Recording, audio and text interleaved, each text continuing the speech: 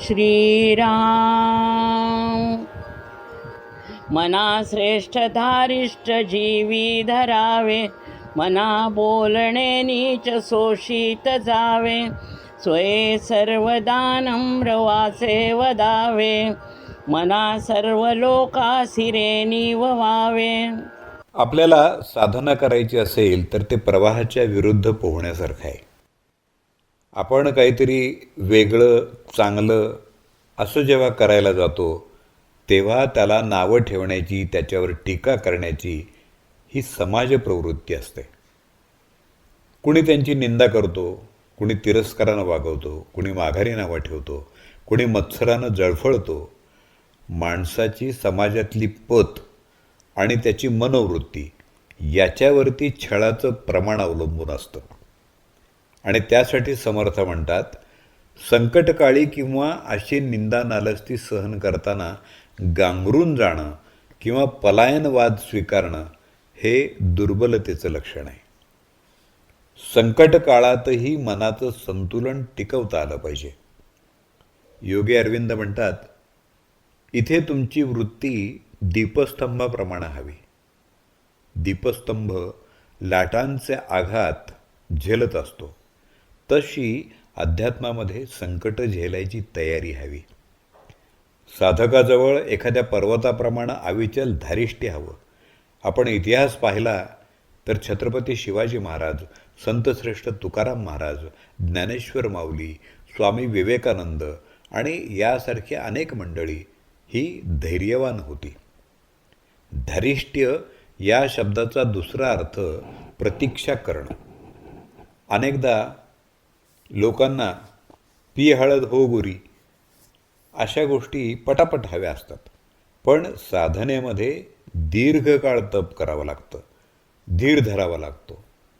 असं म्हणतात की समय से पहले और नसीब से ज़्यादा किसी को कुछ नहीं मिलता. पण प्रतिकूल परिस्थितीचा परिणाम उलटा होण्याची शक्यता असते. यामुळं त्याला नैराश्य येऊन स्वीकारलेला मार्ग सोडण्यापासून ते आत्महत्येपर्यंत कोणत्याही निर्णयाप्रत तो येऊ शकतो. आणि म्हणून समर्थ साधकाला अंतःकरणात धारिष्ट्य धरायला सांगतात. कोणतंही कार्य सुरू केलं की त्याच्यापासून आनंद मिळावा ही भावना असतेच, पण लोकांनी आपली स्तुती करावी, आपल्याला चांगलं म्हणावं ही मानसिक प्रवृत्ती असते.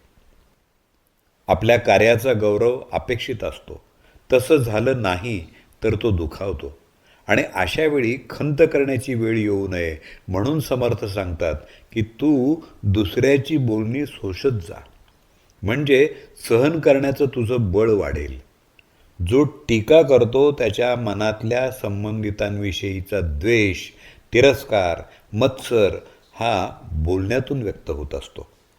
अशावेळी हे आघात शांतपणे सोसता यावेत अशी स्वतःच्या मनाची सिद्धता हवी. पण सोसावं म्हणजे उपेक्षा सहन करावी असं नाही. तुम्ही बोलत राहा, मी सहन करतो, ही वृत्ती माणसाला नैराश्याकडे नेते. टीका खरी असेल तर आपण आपल्यात सुधारणा करावी. टीका खोटी असेल, चुकीची असेल तर तिच्याकडे दुर्लक्ष करावं. आपली वर्तणूक चंदनाप्रमाणे असावी. कुणी उगाचच टीका करत असेल तर आपलं हे कार्य करण्यामागची भूमिका आपण स्पष्ट करावी. पण हे करताना आपला आवाज वाढणार नाही किंवा भाषा खंडनाची असणार नाही याची काळजी घ्यावी. दुष्टपणा नाहीसा करता येत नसला तरी प्रतिकूलता किंवा गैरसमज दूर करता येतात. म्हणून समर्थ म्हणतात, स्वये वदावे सर्वदा वदावे, नम्रपणाने वदावे. प्रतिकूल परिस्थितीमध्ये मनःशांती टिकवणं हे महत्त्वाचं असतं. मी एकदा सांगितलं तर कळू नये का असा विचार साधकाच्या मनात येणं साहजिकच आहे. पण आपली भूमिका कळेपर्यंत स्पष्ट केली नाही तर गैरसमज वाढण्याची शक्यता अधिक असते. म्हणून आपली मनोवृत्ती, कार्यापाठीमागचा हेतू, त्यापासूनच्या अपेक्षा पुन्हा पुन्हा स्पष्ट करत राहावं. त्यामागं स्वतःचं कौतुक करण्याची भावना नसावी, पण मनात संकोच किंवा लज्जाही नसावी. दुसऱ्याच्या अंतःकरणातील राग, गैरसमज, मत्सर दूर करण्याचं हे एक साधन आहे. आपल्या माणुसकीनं, सौजन्यानं, सरळपणानं, आचरणानं इतरांची मनं प्रसन्न होतील अशी मनोकामना आपण करावी. म्हणून शेवटी श्री समर्थ म्हणतात, आपल्या अशा वागण्यानं मना सर्व लोकांसी रे निववावे. जय जय रघुवीर समर्थ. मना श्रेष्ठ धारिष्ट जीवी धरावे, मना बोलणे नीच शोषित जावे, स्वये सर्वदा नम्र वाचे वदावे, मना सर्व लोकांसी रे निववावे. श्रीराम.